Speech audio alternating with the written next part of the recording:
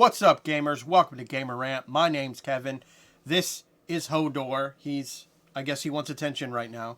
But anyway, today's video, we are going to be talking about Overwatch 2 devs allege PVE future uncertain as story missions become deprioritized. PVE was previously pitched as a big new part of Overwatch 2, but it's actively collapsing underneath the hero shooter's foundation. Ex-Blizzard staffers who worked on Overwatch's 2 story missions believe it isn't long for this world. Talking to Kotaku, they worry the PVE mode's development has been severely impacted by leadership uncertainty. Another source laid some of the blame at the Blizzard quality the company wants for its projects. That ceiling, according to them, ultimately meant leadership would make any real calls on story missions and development. It's a justification to essentially piss about forever and ever, they said. But is it Blizzard quality? Become so overused that if they could have just made any kind of decision, the game would have been shipped years ago. So I talked about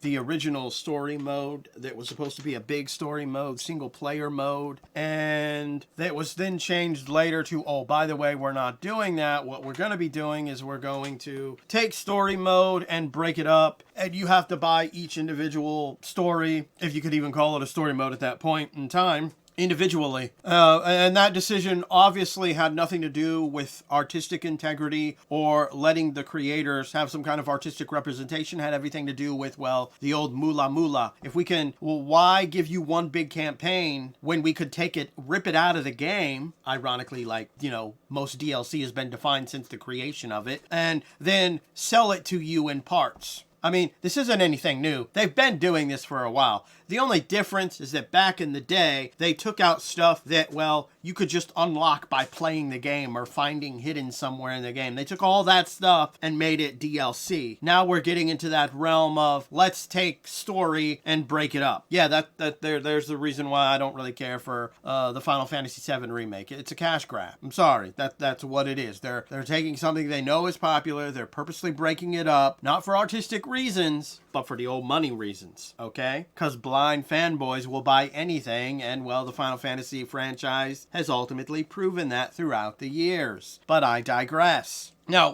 when we first saw the original, story thing, I talked about it, and I was like, if gamers are serious about this, they need to stop playing the game. Can you guess what they did not do?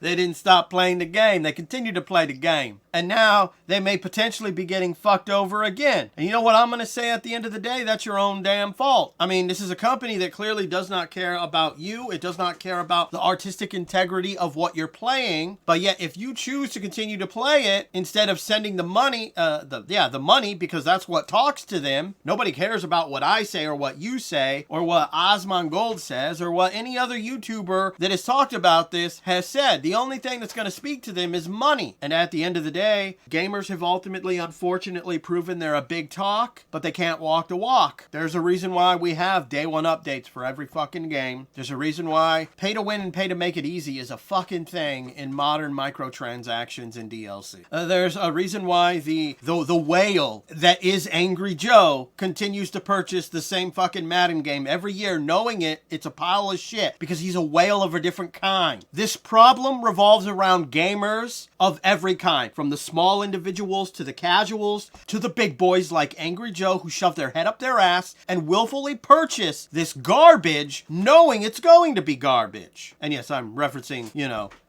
Madden. Wouldn't surprise me if he does play Overwatch 2, though. At the end of the day, you know what needs to be done? Stop giving them your money, because that's what's going to talk to them. This video, these words, whatever words you could say in Twitter, on Reddit, it ain't going to help. If you want to send a message, well, one, you could just stop playing the game as well, because it's an online-based game, so lower player count. Stop spending microtransactions. Yeah, I'm talking to you, whales. If you want the game to be better, use your brain, not your ass. Anyway, I hope you enjoyed this video in some fashion or form. Remember, gamers, you're not voicing your thoughts, concerns about the bullshit of gaming, microtransactions, loot boxes, and of course, let's promise a story, fail to deliver that story. Instead, we're going to purposely break it up for, not artistic reasons, but money reasons. And then now there's rumors floating around that, oh, hey, they might stop doing that in general itself. And if they do, the only people you can blame are the gamers that continue to play the game. You just might be a part of the motherfucking problem.